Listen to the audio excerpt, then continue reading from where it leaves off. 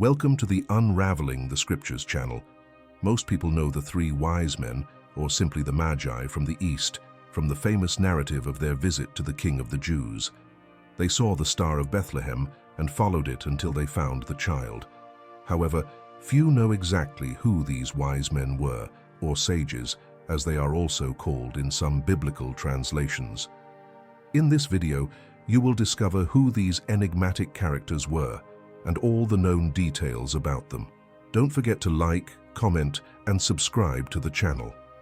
The mysterious identity of the three wise men. In Christianity, the biblical Magi, often referred to as the three wise men, are prominent figures who visited Jesus shortly after his birth, bringing gifts of gold, frankincense, and myrrh as symbols of respect and homage. The celebration of their visit is marked on the Day of Epiphany, also known as the Day of the Three Kings, which concludes the Christmas festivities in many Christian cultures. These Magi are common representations in nativity celebrations, appearing in nativity scenes and reenactments that recount the birth of Christ. Their mention occurs exclusively in the Gospel of Matthew, which reports that they came from the East, in Greek, apo anatolon, to worship him who has been born King of the Jews. However, the biblical text does not specify their names, appearance, exact number, or precise origins. These details were developed later through Christian traditions and interpretations over the centuries. In Western Christianity, it is traditionally believed that the Magi were three, based on the three gifts they offered, each carrying deep symbolism: gold representing royalty, frankincense divinity, and myrrh, human mortality. This narrative is often interpreted as a testimony to the universality of Christ's message, uniting peoples from different regions and cultures around his divinity. In Eastern Christianity, particularly among the Syriac churches, the Magi are traditionally considered to number 12. Additionally, the social status of these visitors is not clearly defined in the scriptures, although some biblical translations identify them as astrologers. Since at least the 3rd century, however, they have been interpreted as kings, in line with Old Testament prophecies that foretold the Messiah would be worshipped by rulers. This association strengthened their theological relevance, aligning them with the expectation that figures of great influence would recognize Christ's divinity.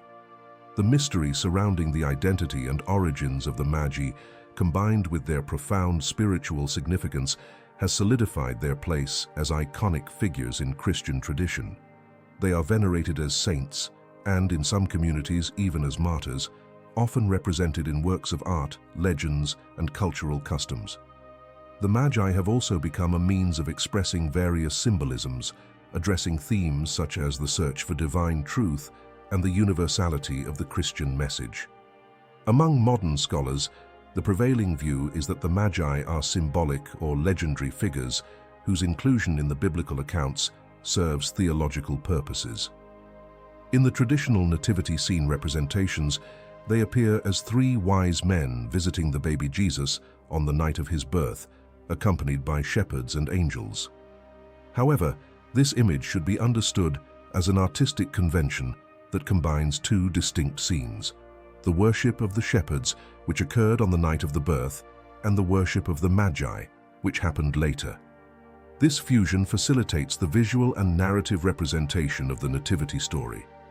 The only biblical account of the Magi is recorded in Matthew 2, which describes an event that took place at an unspecified time after the birth of Jesus. In this account, an undetermined group of wise men, called Magi in the original Greek, visits the baby Jesus. Unlike traditional depictions that place them in a stable, the text states that they found Jesus in a house, oikion in Greek. The New Revised Standard Version of Matthew 2, 1-12 narrates this episode as follows. In the time of King Herod, after Jesus was born in Bethlehem of Judea, wise men from the east came to Jerusalem, asking, "Where is the child who has been born King of the Jews? For we observed his star at its rising, and have come to pay him homage." When King Herod heard this, he was frightened, and all Jerusalem with him. Calling together all the chief priests and scribes of the people, he inquired of them where the Messiah was to be born. They told him, "In Bethlehem of Judea, for so it has been written by the prophet, 'And you, Bethlehem, in the land of Judah, are by no means least among the rulers of Judah, for from you shall come a ruler who is to shepherd my people Israel.'" Then Herod secretly called the wise men and inquired about the exact time the star had appeared. He then sent them to Bethlehem with the following instruction: "Go and search diligently for the child. When you find him, inform me so that I may also go and worship him." The wise men left, and guided by the star they had seen in the east, they came to the place where Jesus was. When the star stopped, they were filled with joy. Entering the house, they saw the child with Mary, his mother, and kneeling, they honored him. Then they opened their treasures and offered gifts, gold, frankincense, and myrrh. Being warned in a dream not to return to Herod, the wise men took another route back to their country. The biblical account does not specify a clear interval between the birth of Jesus and the visit of the Magi. However, the proximity of the traditional dates of December 25th, Christmas, and January 6th, Epiphany, and artistic representations often suggest that the visit took place in the same winter as the birth. Despite this, later traditions varied, and some considered that the Magi might have arrived up to 2 years after the birth. This longer interval is often associated with Herod's order, recorded in Matthew 2:16-18, for the massacre of all boys up to 2 years old, an attempt to eliminate any threat to his reign. Some modern commentators, detached from liturgical traditions, propose a variety of time intervals for the Magi's visit. In Matthew's account, the Magi are mentioned again in verse 16 in connection with their decision to avoid Herod after finding Jesus. This decision, combined with what Herod had learned about the star during his previous encounter with the wise men, led to his violent response. The star that guided the Magi became known as the Star of Bethlehem and is widely explored in both theology and astronomy, representing a mysterious and significant phenomenon. Although the text does not provide additional details about the nature of this star, it remains a central symbol in the Christian narrative, evoking the theme of divine guidance.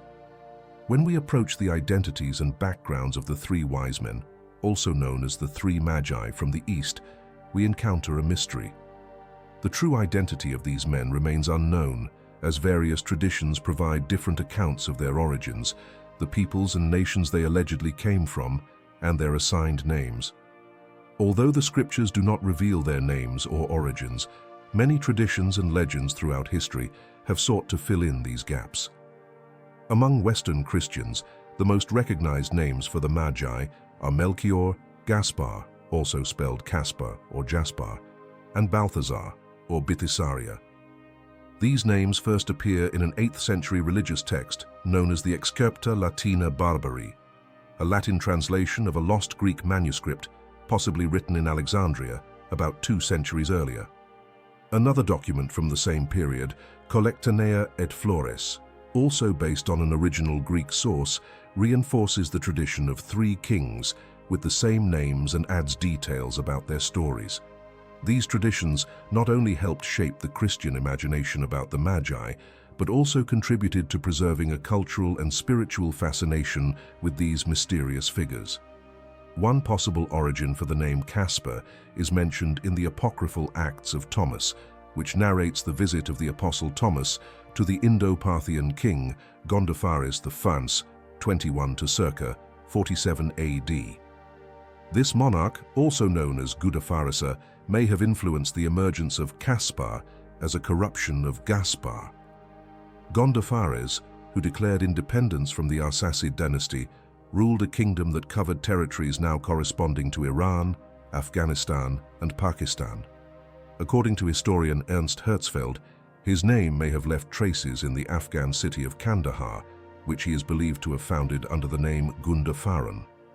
However, the names attributed to the Magi vary according to Christian tradition. Among Syrian Christians, the Magi are called Larvandad, Gushnasaf, and Hormizdas.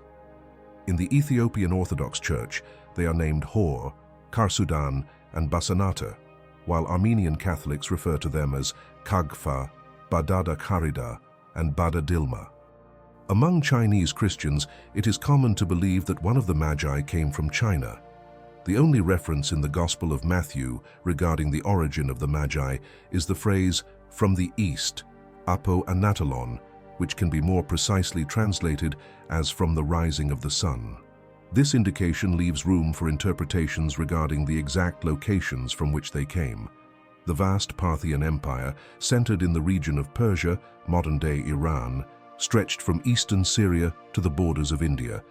While it was a territory that hosted various religions, the dominant faith was Zoroastrianism, and its priestly class included the so-called Magi. This context leads to the hypothesis that at least one or two of the Magi could have come from Persia or India. Although Matthew does not directly mention the reasons for their journey, other than the observation of the star of the King of the Jews in the east, apocryphal texts provide additional explanations. In the 3rd chapter of the Syriac Infancy Gospel, it is suggested that the Magi were following an ancient prophecy of their prophet Zoroaster, or Zarathustra, who allegedly foretold the birth of a great king.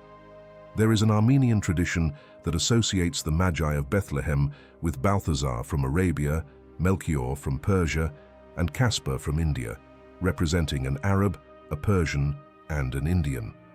The historian John of Hildesheim recounts a legend dating back to the ancient city of Taxila on the Silk Road in present-day Punjab, Pakistan, where one of the Magi passed through the city on the way to Bethlehem.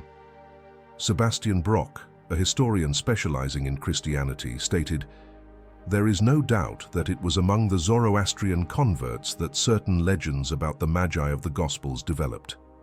Anders Hultgård, on the other hand, concluded that the Gospel narrative of the Magi was influenced by an Iranian legend about Magi and a star, related to the Persian belief that the birth of a ruler would be preceded by the appearance of a star, as well as myths describing the manifestation of a divine figure through fire and light. Due to the lack of more comprehensive texts on the Magi, their identities remain shrouded in mystery, and we do not know for certain where they came from. The most likely hypothesis is that they came from Persia itself, and possibly even from India, but this is just my personal opinion. I hope you enjoyed the video. Let me know in the comments if you were already familiar with anything about the origins and identities of these figures. God bless you, and see you soon.